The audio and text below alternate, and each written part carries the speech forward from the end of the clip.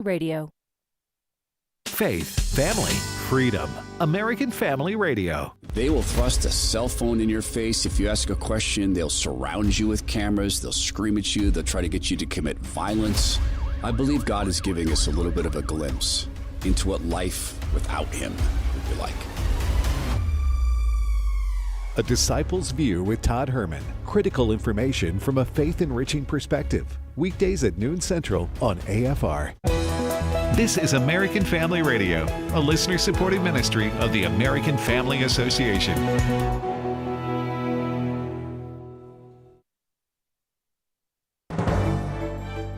American Family News, I'm Robert Thornton. President Donald Trump is pushing parents to open so-called Trump accounts to give kids a financial jump start. More from Fox's Jared Halpern. With a growing list of U.S. business leaders pledging matching contributions, President Trump says parents should take advantage of newly created Trump accounts this tax season. We'll ensure that Americans don't just end their lives with a nest egg, but instead all Americans will begin their lives with a beautiful nest egg. Officials say more than 500,000 families have already set up accounts that includes a federal contribution of $1,000 for every American child born between 2025 and 2028. The accounts are tied to stock index funds like retirement accounts. At the White House, Jared Halpern, Fox News. A Second Amendment advocate disagrees with a recent comment of the FBI director regarding the right of a citizen to carry a loaded firearm during an anti-ICE protest. More from AFN's Chad Groening. FBI Director Kash Patel created a firestorm from gun rights groups over his remarks following the fatal shooting of Alex Pretty by a federal agent who believed his life was in danger. Minnesota officials say Pretty was a lawful gun owner with a permit to carry, and the 37-year-old intensive care nurse reportedly had no criminal record. But Patel told the Fox News Channel that, quote, "You cannot bring a firearm loaded with multiple magazines to any sort of protest that you want. It's that simple. You don't have that right to break the law and incite violence." Luis Valdez is a national spokesman for Gun Owners of America. He says they don't agree with Patel's contention. We, the people, have the right to exercise our voice and speak freely. We have the right to carry while doing it. And the responsibility that comes with it is we have to be respectful and lawful. But the other side of that is government has to recognize that our rights are inalienable and they cannot be violated in any way, shape, and form. Valdez says GOA agrees with Deputy Attorney General Todd Blanche. We want full investigation of this incident. And as for the comments of carrying a loaded firearm and 2 spare magazines, look, I carry a loaded handgun and 2 spare magazines everywhere I go. I do that as a private citizen. I did that as a police officer. The idea of carrying a pistol and 2 reloads on you isn't anything earth-shattering. It's a common practice that hundreds of thousands to millions of Americans do every day. I'm Chad Groening. Pennsylvania Democrat Senator John Fetterman made a post on X yesterday where he asked President Trump to fire Homeland Security Secretary Kristi Noem in response to the death of Alex Pretty and Renee Good. In an appearance on Fox, he recalled a meeting he had with Secretary Noem in his office. I want to deport all the criminals, and she's like, absolutely. And I don't think we should be targeting otherwise lawful migrants. Democrats are calling for Noem to step down, and Minnesota Congresswoman Ilhan Omar even threatened articles of impeachment. Fetterman joined Republicans to approve Noem in a 59-34 vote. He usually breaks with Democrats on border security issues. FBI agents executed a search warrant at the Fulton County Elections Office near Atlanta today, seeking records tied to the 2020 election, according to the county. Fulton spokeswoman Jessica Corbett Dominguez declined to comment further and said the search was still underway. The Federal Open Market Committee concluded its first meeting of the new year today. Federal Reserve Chair Jerome Powell spoke with reporters at the central bank and announced the committee's decision on federal interest rates. While job gains have remained low, the unemployment rate has shown some signs of stabilization, and inflation remains somewhat elevated. In support of our goals, today the Federal Open Market Committee decided to leave our policy rate unchanged. This is the first time the Fed left rates unchanged since last summer after it made cuts by 25 basis points in each of its final 3 meetings of 2025. On Wall Street, stocks were up. The Dow was up 12, the S&P was nearly unchanged, and the Nasdaq climbed 40. On this day in 1986, the Space Shuttle Challenger exploded a minute and 13 seconds after liftoff from Cape Canaveral, killing all 7 crew members, including school teacher Krista McAuliffe. And that is all our time for now. Find more news online at afm.net. Learning University. That wasn't stereo right there, fellas. That's jumbled. We were struggling. The bumblebee was called the humblebee. Is that true? Chicken legs are also called drumsticks. Yeah, that's not a good ice cream flavor. They've got some little tiny saddles that they put on those dragons. Unfortunately, you can only ride them once. Because then they turn around and take your leg off. Hey, Andrew, you want to ask it? I'm so excited about getting on. I missed my exit. Friday mornings at 10 Central on American Family Radio. Darkness is not an affirmative force. It simply reoccupies the space vacated by the light. This is the Hamilton Corner on American Family Radio. It should be uncomfortable for a believer to live as a hypocrite. Delivering people out of the bondage of mainstream media and the philosophies of this world. God has called you and me to be his ambassadors, even in this dark moment. Let's not miss our moment. And now, the Hamilton Corner. And once again, it's Bishop E.W. Jackson in for Abraham Hamilton III. Great to be with you again tonight. Folks, we've got an exciting program and some very, very important issues to talk about, so stay tuned. And I want to hear from you later on in the program, so I hope you've got the number nearby, 888-589-8840, because in the last segment, I'm going to be spending all of the time taking your calls. Let's get right into it, and we've already reported this issue on the news. This last gentleman, Pretty, who got shot and killed at this at one of these protests, and I guess didn't hear him say it. He may have said it. If he did, he misspoke. Kash Patel said you don't have a right to carry a firearm to a protest. Well, I beg to differ. I agree with Second Amendment advocates. You can carry your firearm, in my view. You can carry it pretty much anywhere you want other than onto private property where people don't want you to bring it. I think that's a different matter, of course. You have a right, people have a right to, on their private property, to say, no, I don't want you coming on my property with a firearm, in which case you just move on. I have a problem with all of these rules, though, on public property. I've gone to events, get up to the door, and it says, no firearms allowed. I've got to walk all the way back to my car because I'm almost always carrying. I've got to walk all the way back to my car, lock my firearm away, and then walk all the way back to get in. And I'm thinking, the criminal who shows up or sneaks in or has been lurking somewhere could care less about their little rules. But this is what these paternalistic, supercilious know-it-alls think, that, that somehow if law-abiding citizens are not armed, it's going to be much, much better. And actually, it's going to be much, much more dangerous. And we've seen that over and over and over again. When there's when there's no good guy with a gun to respond to a bad guy with a gun, things are far worse.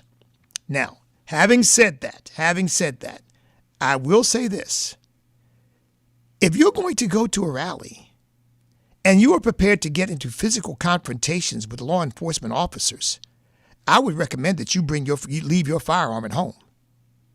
If that is your intention, if you know that that's a likelihood, I would suggest that you leave your firearm at home. Because if you get into a confrontation with law enforcement and they know you have a firearm, what do you think they're going to say to you? They're going to want to disarm you. Because if you pose any kind of physical threat to them and you've got a firearm, they're going to say, you have to give that up, at least for the time being. And if you don't want to be in that position, either go and participate peacefully and stay out of physical confrontations and belligerent confrontations with law enforcement, or leave your firearm at home. I mean, that's the prudent thing to do. Because again, once you get into a physical confrontation with somebody, as I've explained before, it doesn't take but a split second for a person to pull the firearm and shoot you. And in close quarters, they don't have to take time to aim, get it out and pull the trigger, and the person they're having the confrontation with could be gone in a split second. And of course, no law enforcement officer should be forced to have to deal with that. So I think this is going to go away, frankly. I think it's going to go away. because I think as the facts come out, it will become clear. The whole issue of whether he had a right to carry, he was a licensed firearm carrier, so he had a right to carry. But the issue is, was it prudent for him to allow himself to get into a confrontation with police officers, with law enforcement officers, immigration officers, while he was carrying a firearm? Because I'm sure that given the tenor of these protests, I'm sure they felt threatened. And probably, and again, I'm speculating. I don't know exactly how this went down, but my guess is they spotted the firearm, saw the way he was behaving, and tried to disarm him. Probably initially asked for the firearm, and he wouldn't give it up. And that's the point at which they resorted to trying to disarm him, and gunplay ensued, at least on the immigration officer's part. So we'll see. You know, I always say with these things, let's wait for the facts. All I can do right now is give you speculation, but let's wait for the facts and see how this unfolds. But yeah, as far as the right to carry a firearm to a protest, we have a perfect right to do that because we have a Second Amendment right to keep and bear arms, and it really doesn't matter where you're going unless you're entering into private property. By the way, I have a real problem with this post office rule. You know, you're not allowed to go on post office property with a firearm because of what some nutcases have done, you know, gone postal, as they say. So they restrict the law-abiding citizen. So if you're there and somebody goes postal because you can't bring your firearm in there, you are completely at the postal nutcase's mercy. But, you know, somehow they think that, you know, that's, and they don't search you. You don't go through any metal detector.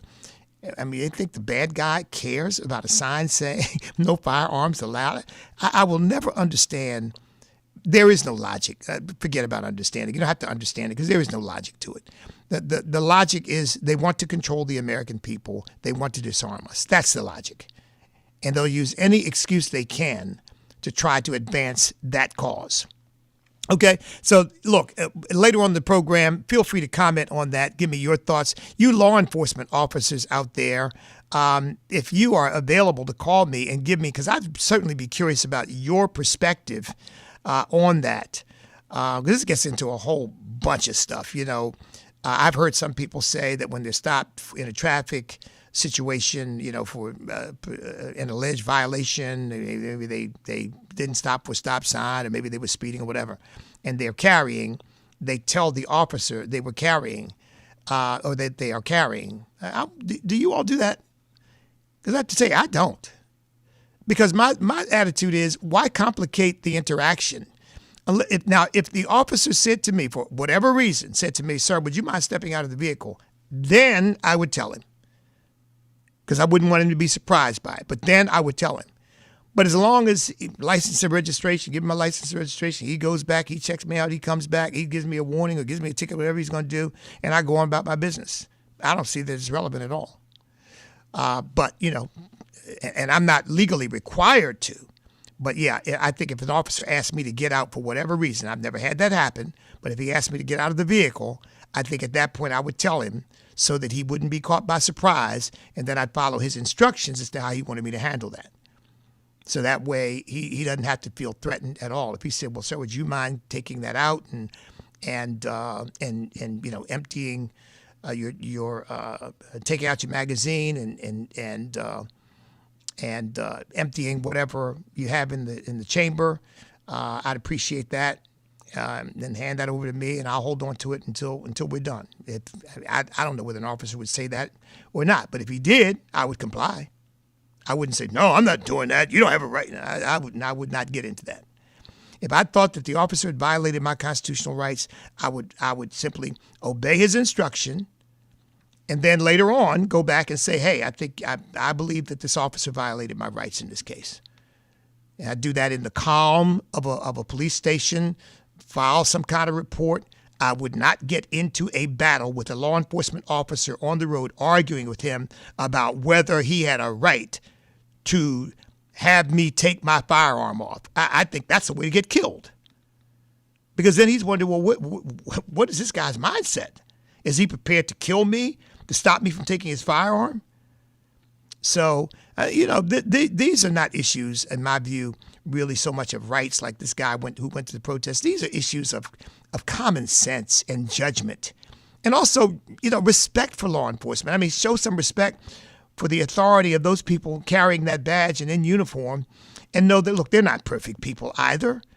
But if you want to, you think maybe they've made a mistake, address that in the calm of a later moment, rather than getting into an argument, and certainly rather than getting into a push and shove when you're carrying a firearm. Because again, if that's what this guy did, I mean, that's on him. Bad judgment. But that's on him. Okay, want to get that, just get that on the table and hear what your comments are. I'll come back to, I'll open it up for comments about this issue later in the program. Let me get into this, though. This situation in Minneapolis continues to be in the forefront of the news. I wanted to raise something I don't think I've raised with you all as yet, but I want to raise it now. Do you all remember, or did you hear about Karen Bass, mayor of Los Angeles, who raised the issue of why Hispanics would work for ICE or Border Patrol, suggesting that they're traitors to, quote unquote, their people, and that things would not go well for them? I am convinced of this, folks, and I don't think anybody has really talked about this element of it. I am convinced that the tremendous level of hostility that we see, because I haven't heard anybody say they don't have the right to do what they're doing. I've heard people say this is not right. I haven't heard them say they don't have the right.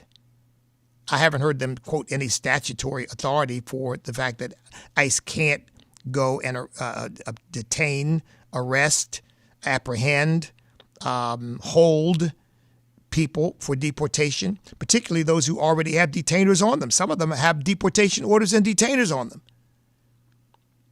I haven't heard anybody say, no, they can't do that. You have to just cut them loose. Although I think that's what the Democrats really want. That's what the leftists really want. But here's another element to this. These people, these leftists are so self-obsessed and so race obsessed, I guess I should say, that I think they really have a particular antipathy for most of these immigration enforcement officers and these Border Patrol officers because they are Hispanic. And, I've made this point over and over and over again. I think the American people, by and large, are over it.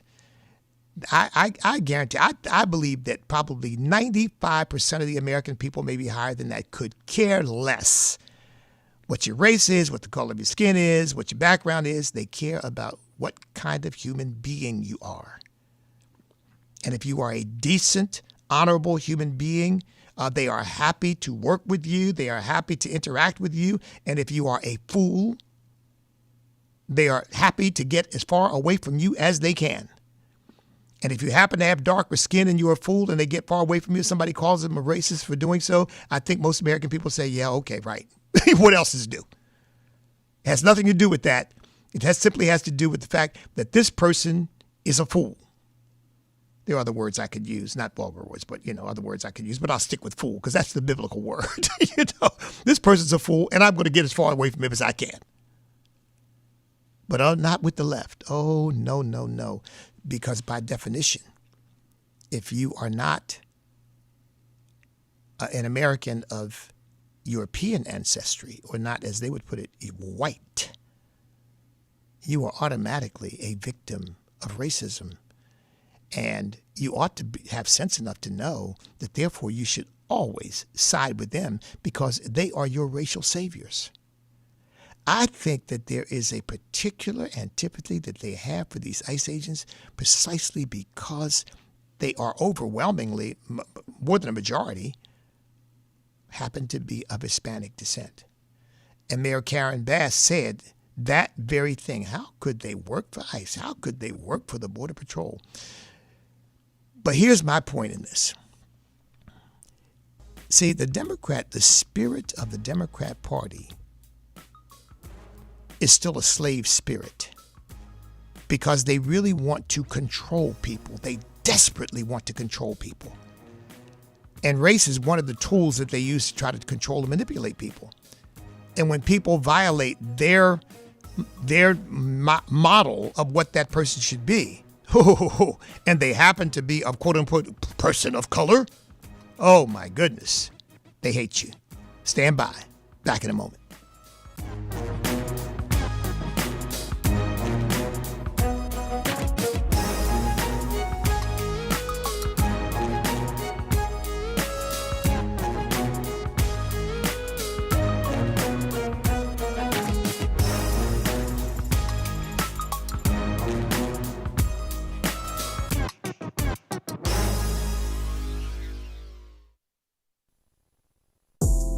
A Discipleship Minute with Joseph Parker.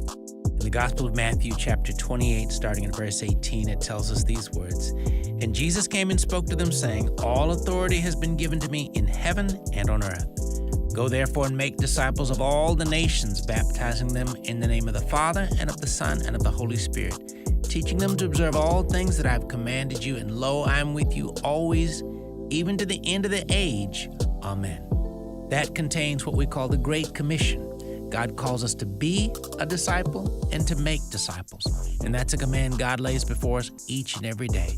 Every day is a day for us to follow Jesus Christ and to be involved in the work of helping and teaching and encouraging others to follow Jesus Christ as well. Ask someone how you can pray for them. Encourage someone to read 3 chapters in the Bible every day. Pray for God to help you to both be a faithful disciple and to make disciples as well. While in the emergency room with my wife, as she was struggling with the COVID-19 virus herself, and I looked at her, I said, "Are you scared?" And she said, a little bit, but I've been through worse. The Certainty of Mankind's History with Uncertainty, an article by Peter Rosenberger. And then, as her fever was approaching almost 103, she started singing In Christ Alone. I place my trust and find my glory in the power of the cross. And that's how she has anchored herself in the certainty of Christ through her huge medical journey that has included 80 surgeries, both of her legs amputated, 100 doctors have treated her, 12 hospitals, and now the COVID-19 virus. And so when we live with those kinds of uncertainties, anchoring ourselves in Christ alone, that's the only place we can run to where there is certainty. To read this article and more, visit afa.net/The Stand. Hey everybody, it's Chad with the band Unspoken. I've seen firsthand how powerful it is when the church comes together, and that's exactly what Redeem Health Share is all about. With rising medical costs, Redeem offers a more affordable way to care for your family. Their flexible programs are designed to fit your budget without sacrificing your values. Each month, members contribute a share amount to help pay each other's medical bills, and you choose the providers and the treatments that are right for your family. It's not just about the money, it's about community. Redeem Health Share is rooted in biblical principles. So whether it's a routine visit or sudden emergency, there's a caring Christian community walking with you every step of the way. This time of the year is a great reminder to make choices that reflect our faith. So if you're looking for another way forward, one that reflects your faith, this is it. Call 844-REDEEM-0 today. Join the movement, share joyfully, and live redeemed.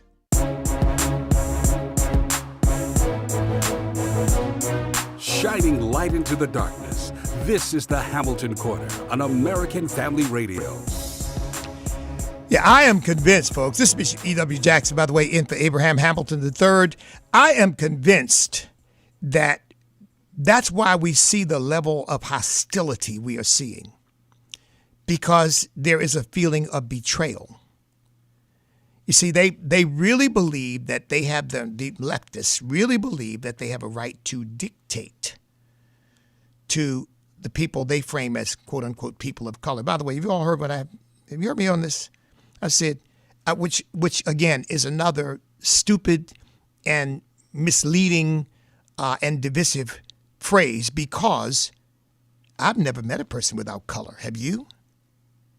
Everybody I've ever met in my life has had color.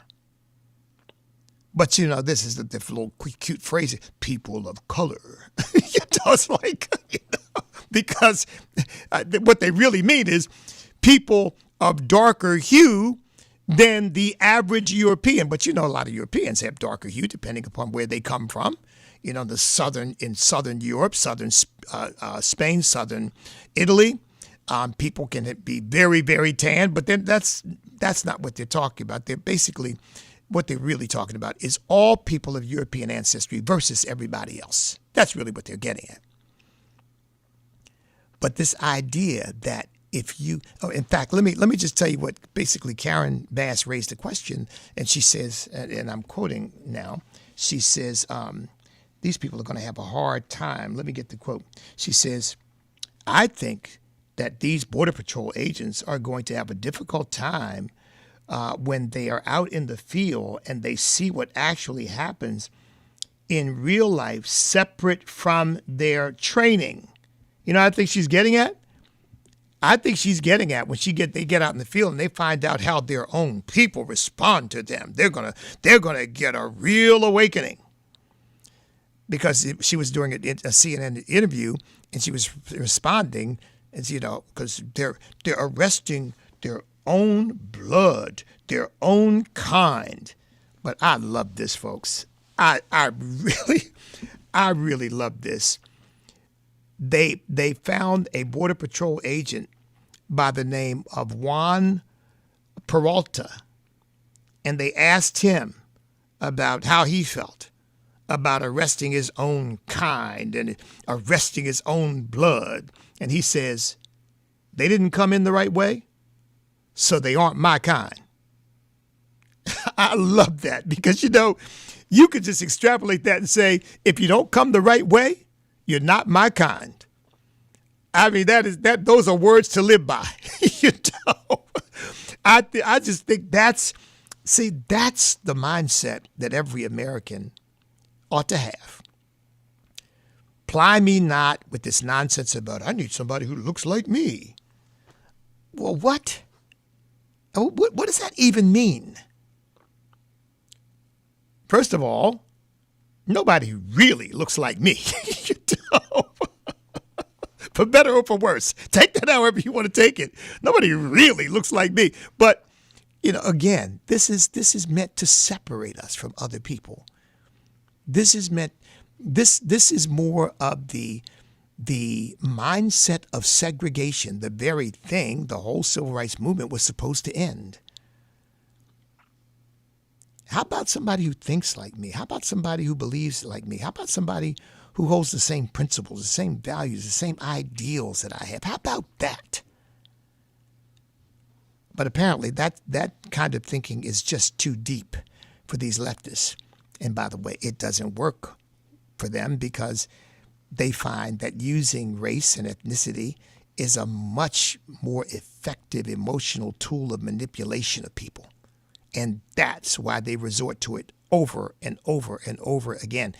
It is the last refuge of the scoundrel to resort to that, to try to manipulate and control people. And that's exactly what they're doing here. And I believe that's why they want to tear through a hotel window to get at these people.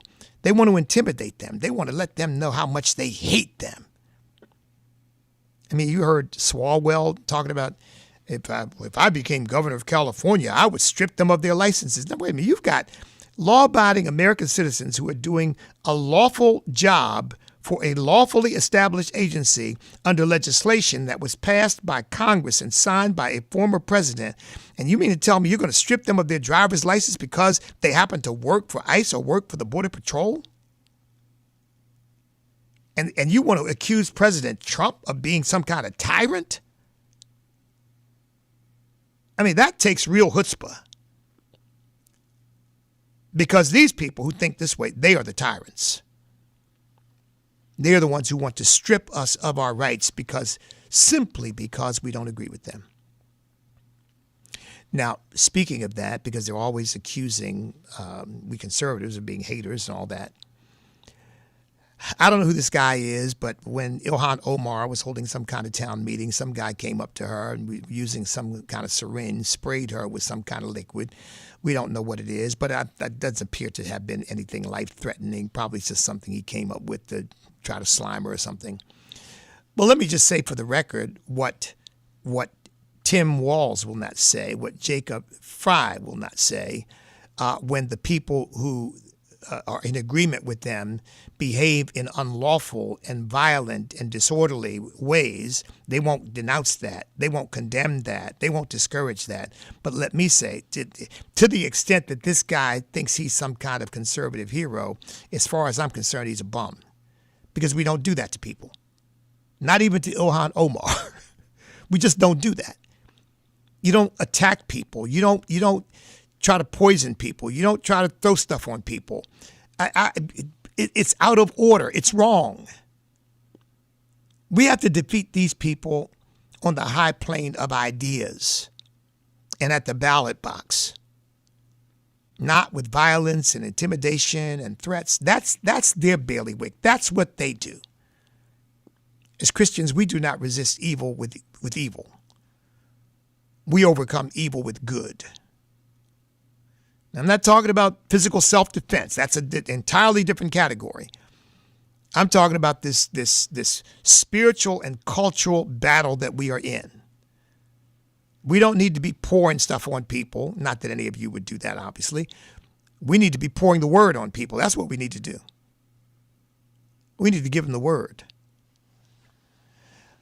Besides that, Ilhan Omar, I don't know how she suddenly became rich virtually overnight.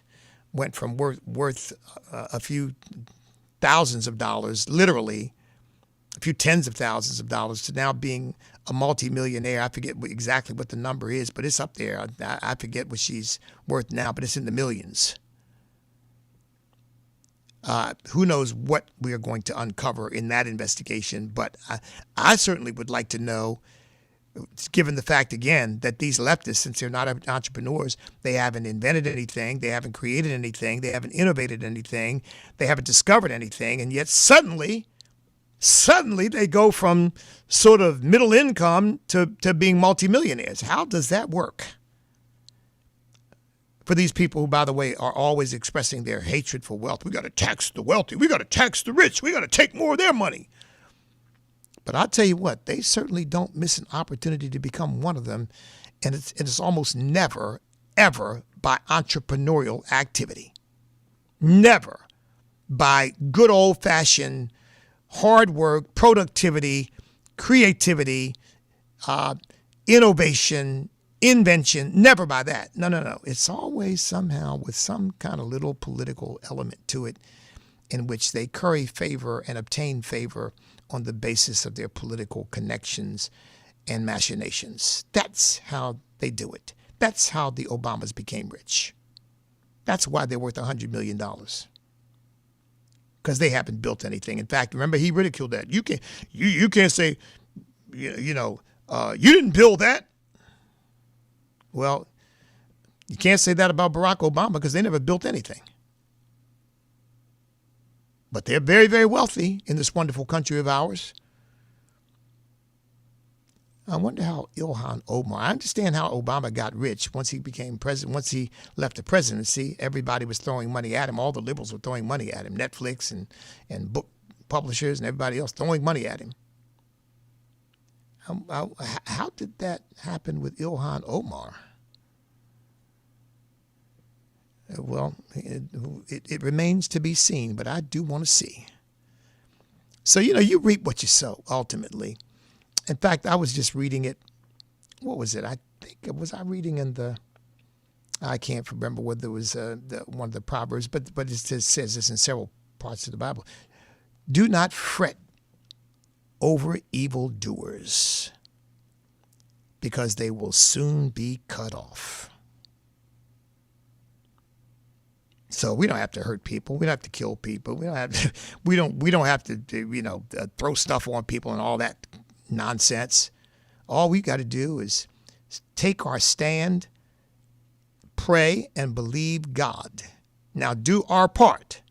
I would say in 2 Chronicles chapter 20, God says to the children of Israel, set yourselves, stand still, and see the salvation of the Lord. And Jehoshaphat told him, we do not need to fight in this battle. The Lord will fight it for us. But you know what? God didn't tell him, you all go home and go to bed and take a nap. I got this. No. God said, no. You take to the battlefield.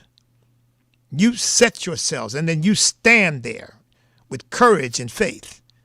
And then I'll step in and add my super to your natural, and you'll get a supernatural result. But you don't get to retire. You don't get to quit. You don't get to do nothing. The Lord will make a way somehow. Yeah, he will. But faith without works is dead. So we got to do our part. We got to pray, but we got to also organize. We've got to give. We've got to vote. We've got to do all those things that a responsible American citizen ought to do in order to maintain this wonderful constitutional republic God has given to us through our founding fathers. By the way, folks, it is going to be very interesting to see. I was talking to somebody about the celebration of the 250th coming up this year. You all know that the what do they call the semi-quincentennial committee that is going to be managing a lot of this for the government was appointed by Barack Obama. Yep. They don't even like the country. I'm thinking, what are they going to do? Burn the flag as a celebration of the 250th? What in the world are they going to do? I have no doubt that President Trump will do his own thing, and to the extent that this committee does anything, if he can piggyback on it, he will. But I'm sure he's going to do his own thing, because I wouldn't trust them to do anything to recognize the greatness and the blessing of the United States of America. But that's who's got it. I'm sure we here at AFR are going to be doing some things. My organization is going to be doing some things. A number of patriots that I know are going to be doing some things. We're going to all band together to the extent that we can come together and do some things. But we're going to make sure that we give God the gratitude we owe him, and the country the honor we owe it for 250 years, a 250-year legacy of liberty. Oh, that's pretty good right there, right? A 250-year legacy of liberty. And thank God for it. So, these people who don't like our country and, they denounce it, like Ilhan Omar recently said not too long ago, about a month ago, well, maybe a couple months ago, she said, America's supposed to be this great country. It's one of the worst countries in the world. I don't see her rushing to get back to Somalia, do you? So I think what this Border Patrol agent said is it is eloquently and succinctly stated. They didn't come the right way, so they're not my kind. But if you want to come the right way, we welcome you. We welcome you to come on into our country. If you're coming the right way with the right attitude, of course, as well, because now we know that there are people who come into our country. They come, quote unquote, the right way, but they don't come with the right heart.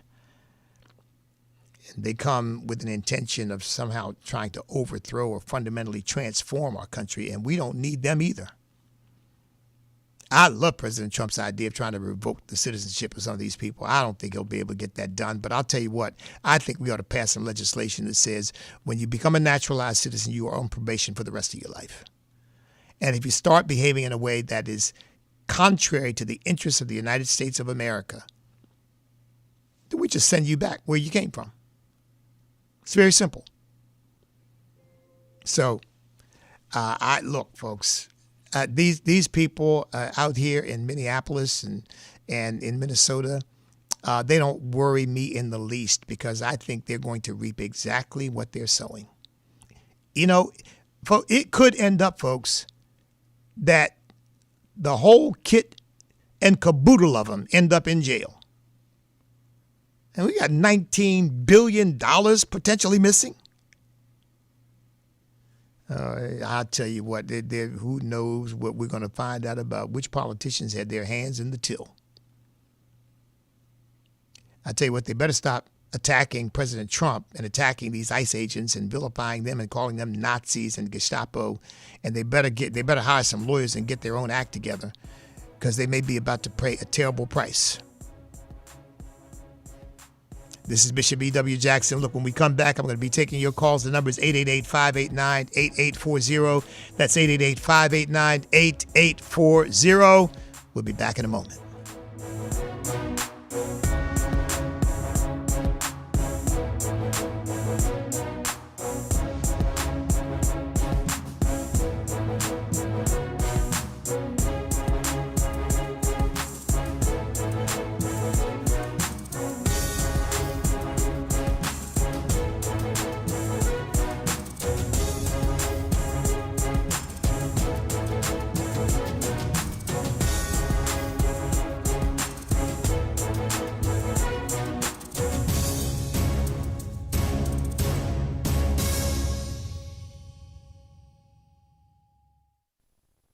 When you hear this, this is American Family News. You know what follows is the truth. Your news from a Christian perspective. Hundreds of teachers are going to have to walk into that school building, and they are forced to swallow political ideology that in many cases violates their very faith and conscience. If you miss it at the top of the hour, American Family News podcasts are available at afn.net. And sign up for our daily news brief at afn.net. AFA Action takes attacks on the family seriously. The enemies of the family constantly employ new tactics to try to sneak past our radar. They know if we stand together, their evil plans will fail. Your gift to AFA Action allows us to stay vigilant against their onslaught. And if you give this month, you'll receive access to the Cultural Institute video When Your Faith is Illegal by Frank Harbor on AFA Stream as our thanks. You can make your gift today at afaaction.net. Mayhem in Minnesota. This is David Wheaton, host of The Christian Worldview. What is the worldview behind the protests, obstruction, and rampant obscenity that marks the mayhem taking place in Minnesota against ICE agents, to the point of agitators disrupting church services? ICE agents are tasked with removing those who have illegally entered our country, many of whom have committed other crimes. The protesters take the side of lawlessness because they, according to Romans 1, suppress the truth in unrighteousness. Everything God designed for our good and His glory, including law and order, truth-suppressing man relentlessly works to overthrow. Hear our most recent program on this topic at thechristianworldview.org, and then tune in this weekend for another topic that will sharpen your worldview. Listen to The Christian Worldview with David Wheaton, Saturday mornings at 8 Central on American Family Radio. When I give, I want to give to those things that are on the heart of God in Scripture. And when I look at God's Word, I see three big categories. The ministry of God's justice, the oppressed and victims. The ministry of God's mercy, the poor and needy. The ministry of God's Word, preaching and teaching and discipleship. Well, clearly the American Family Association is involved in the work proclaiming the gospel of Jesus Christ and providing biblical worldview training. Well, if you'd like to support the incredible work of the American Family Association, you can do that and ensure this work will continue for generations. The AFA Foundation uses creative and tax-efficient tools to help you give wisely, like a charitable gift annuity, like including AFA in your will or your trust, even helping you give non-cash gifts. So if you'd like to support the incredible work of the American Family Association, contact the team today at afafoundation.net. AFA Stream is a resource for life-changing instruction and information, a source of wholesome entertainment and relaxation, plus access to some of your favorite AFA shows. You can watch a lot of content for free, or you can become a Great Commission partner. Then you'll not only open the door to everything AFA Stream has to offer, you'll get benefits like a subscription to The Stand and some really nice exclusives. Why not get started today? It's easy. Visit stream.afa.net.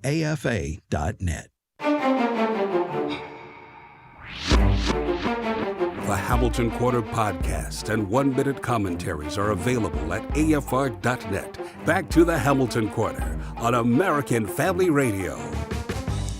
The number is 888-589-8840. I'm taking your calls. We've got some open lines. Feel free to weigh in on anything I've mentioned or something else that you want to bring up. 888-589-8840. All right, let's go to our first caller, which is Susan from Virginia. Susan, welcome. Thank you for taking my call, Bishop. I had a question.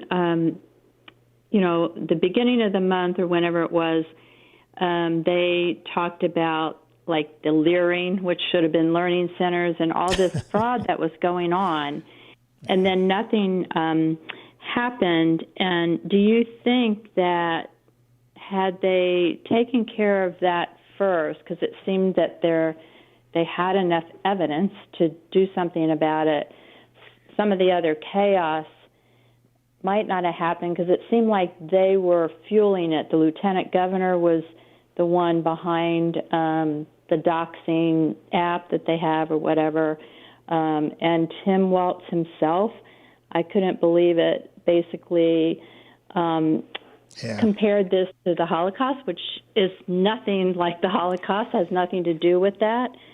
It seemed like it fueled the fire. But what happened prior to this, what they were finding was pretty serious, and it seems like nothing was done. I'm just wondering what your thoughts are on that. Well, Susan, thank you so much for the call. It's good to hear from a fellow Virginian. And Susan, let us pray that Abigail Spenberger doesn't turn Virginia into Minnesota, because I think that's what they have in mind for the entire country, frankly. Look, I think this. I think that case is still pending. I think it's still being investigated.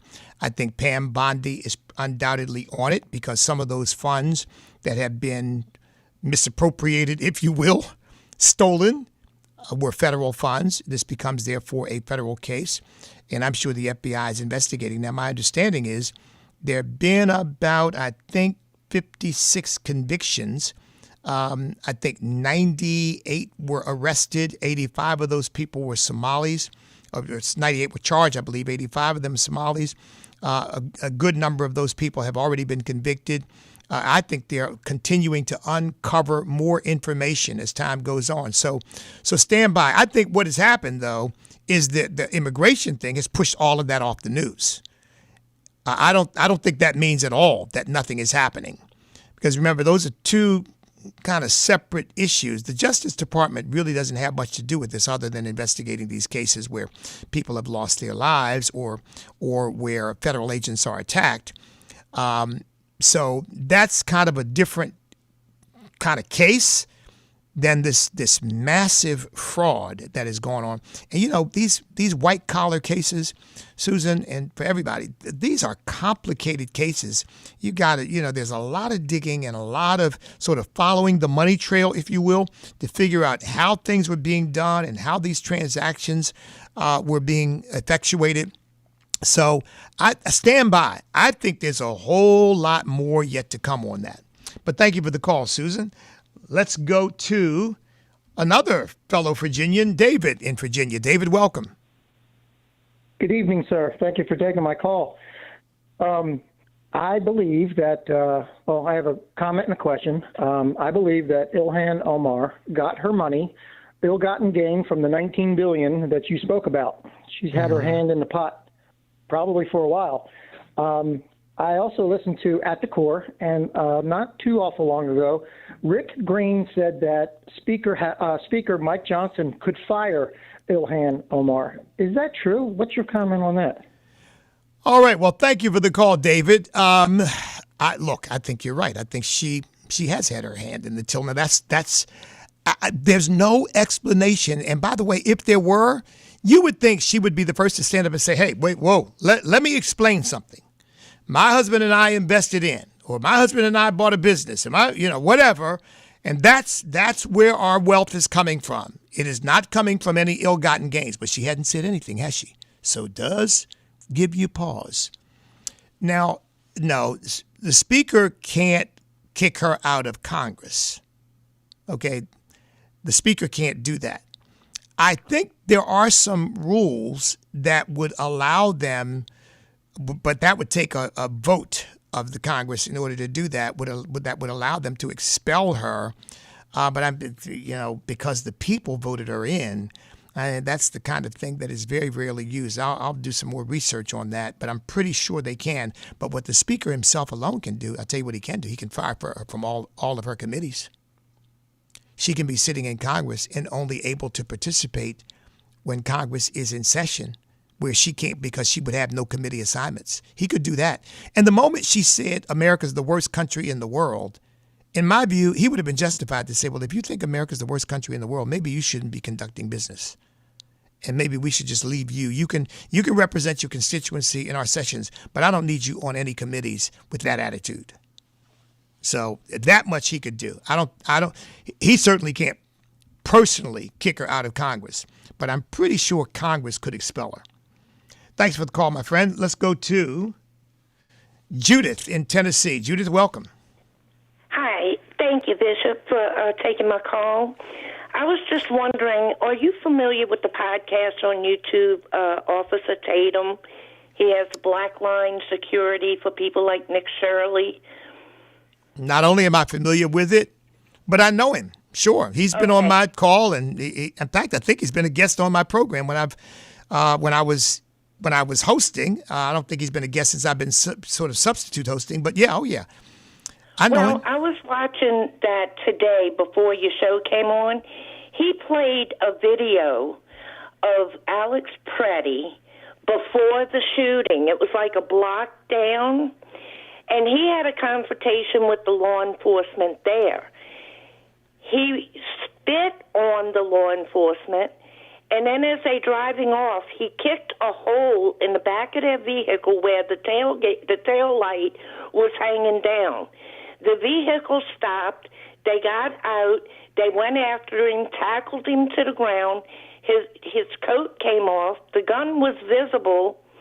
They pepper sprayed, and they did, I don't know if it's rubber bullets or sandbags with the crowd there. Got back in the vehicle and left. Didn't touch him after that. So then a few blocks down, there he is again in the same clothes, and this time he gets shot. Did you see that video? I did, yes. Yes. So, now, I mean, he was an agitator. He was going there to cause trouble. Oh, no question. No question about that. Look, thank you so much for the call, Judith. Thank you for some of those facts. And Officer Tatum, friend of mine, would be the one to bring out these kinds of facts. He probably has some good inside intel there as a former police officer. But look, he got his ribs broken in some kind of conflagration about a week earlier, I understand. So this guy has been in all kinds of physical confrontations and just been a bad actor, period. So I just want gun owners to understand that while I'm sure what Kash Patel was saying, if you're going to behave that way, you certainly should not be carrying a gun because you're going to be asking for trouble. And he asked for it, and he got it. So, yeah, I'm sure all the facts will come out, and we'll see this very, very clearly for what it is. But I think this guy brought this on himself. And these ICE agents are just like police officers are serving across this country. They don't get up in the morning and go out thinking, I want to hurt somebody, I want to kill somebody.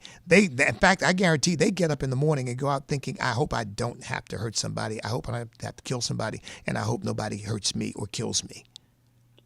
Now, I think that's the mindset, again, 99.9999% of all law enforcement in this country. Okay, let's go to Jason in Texas. Jason, welcome back. Hey, Brother Bishop. Thank you for taking my call. I know you're blessed. I'm blessed as well, brother. It's been a minute. Happy New Year, and congratulations on the baby. Thank you. Thank you, Jason. Thank you. Oh, man, that's a blessing. God bless you. It is. It is. Hey, brother. Man, first thing, as soon as we find out how crooked Ilhan Omar is, we need to deport her. You know, as far as kicking her out of Congress, we need to just deport her and her brother that she married. But I called about this.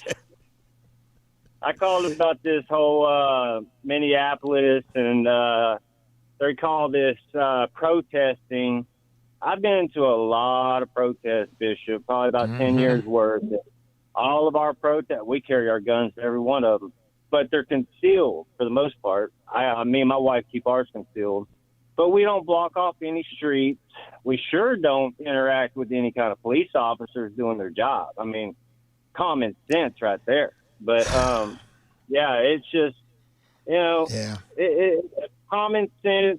When you carry a gun, you be on your best behavior. You let the police officers know you're carrying. I got pulled over. First thing I told the police officer, I said, "You want to see my gun license?" And then she asked me, "Are you carrying?" I said, "Yes, ma'am." "Where's it at?" "It's in my waistband." She said, "When I run your ID, I'll see if you got a gun license or not." But that was like 10 years ago when we still had to have a license to carry here in Texas. But this is all by design, brother, to keep our focus away from all the 19 billion in fraud, and then they're going to go find all the fraud in California and New York and everywhere else. They want all this anarchy to keep America, like scared. They want us scared. We ain't scared, Bishop. But God bless you, brother. We love you. God bless you, Jason. Good to hear from you again, my friend.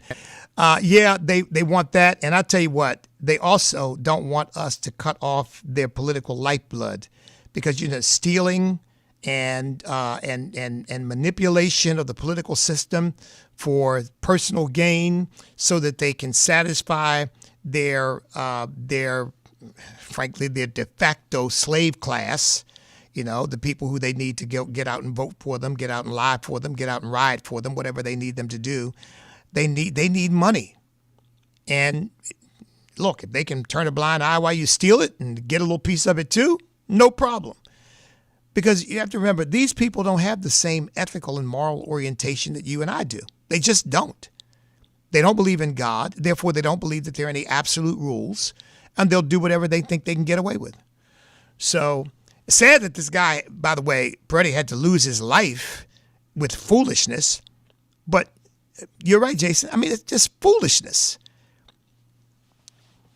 Let's see. Let's go here to get back to these calls. Let's go to Eric in North Carolina. Eric, welcome.